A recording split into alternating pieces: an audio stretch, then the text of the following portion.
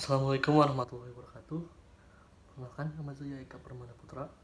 Di sini saya akan menjelaskan tentang audit sistem informasi tugas UTS dari dosen pengujinya itu Pak Novi dan Bu Natasha Eskop.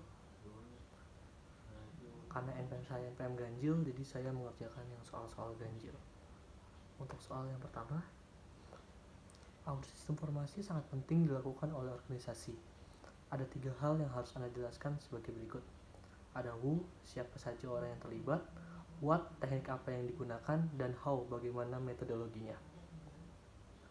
Untuk jawaban saya, yang pertama adalah mengamankan. Jadi aset atau aktivitas yang berhubungan dengan instalasi sistem informasi mencangkup perangkat keras, perangkat lunak, fasilitas manusia, data, dokumen sistem, dan peralatan pendukung lainnya. Sama halnya dengan aktivitas lainnya, maka aktiva ini juga perlu dilindungi dengan memasang pengendali internal perangkat keras bila rusak karena unsur kejahatan ataupun sebab-sebab lain. Perangkat lunak dan isi file data dari seseorang dapat dicuri. Peralatan pendukung dapat dihancurkan atau digunakan untuk tujuan yang tidak diotoritaskan. Karena konsentrasinya aktiva tersebut berada pada lokasi pusat sistem informasi, maka pengamanannya pun menjadi perhatian dan tujuan yang sangat penting. Lalu yang kedua adalah menjaga integritas data. Integritas data merupakan konsep dasar audit sistem informasi. Integrasi data berarti data memiliki atribut atau kelengkapan, sehat dan jujur, kemurnian dan ketelitian. Tanpa menjaga integritas data, organisasi tidak dapat memperlihatkan potret dirinya dengan benar. Akibatnya, keputusan maupun langkah-langkah penting di organisasi salah satu saran karena tidak didukung dengan data yang benar. Lalu yang ketiga adalah menjaga efektivitas sistem.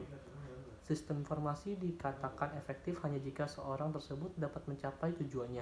Untuk menilai efektivitas sistem, auditor sistem informasi harus tahu mengenai kebutuhan pengguna sistem atau pihak-pihak pembuat keputusan yang terkait dengan layanan sistem tersebut. Selanjutnya, untuk menilai apakah sistem penghasilan laporan atau informasi yang bermanfaat bagi penggunanya, auditor perlu mengetahui karakteristik user berikut proses pengambilan keputusannya. Lalu, yang terakhir, yang keempat, mencapai efisiensi sumber daya. Suatu sistem sebagai fasilitas pemrosesan informasi dikatakan efisien jika ia menggunakan sumber daya seminimal mungkin untuk menghasilkan output yang dibutuhkan. Efisien sistem pengolahan data menjadi penting apabila tidak ada lagi kapasitas sistem yang menganggur. Itu untuk soal yang pertama. Dan untuk soal yang ketiga, sebutkan serta jelaskan hal-hal apa saja yang terkait dengan IT research dan audit framework. Yang pertama adalah efektivitas. Efektivitas ini untuk memperoleh informasi yang relevan dan berhubungan dengan proses bisnis seperti penyampaian informasi dengan benar, konsisten, dapat dipercaya, dan tepat waktu. Lalu yang kedua adalah efisiensi. Jadi efisiensi ini memfokuskan pada ketentuan informasi melalui penggunaan sumber daya yang optimal. Dan yang ketiga itu ada kerahasiaan. Jadi kerahasiaan ini memfokuskan proteksi terhadap informasi yang penting dari orang yang tidak memiliki hak otoritas.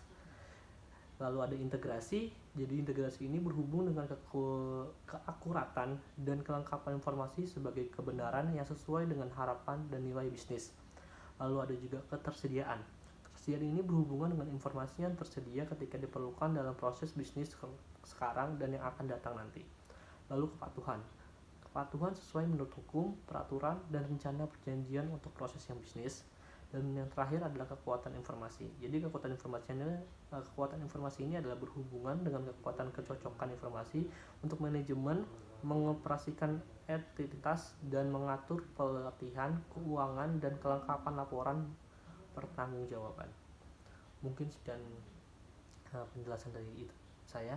Kurang lebihnya mohon maaf. Wassalamualaikum warahmatullahi wabarakatuh.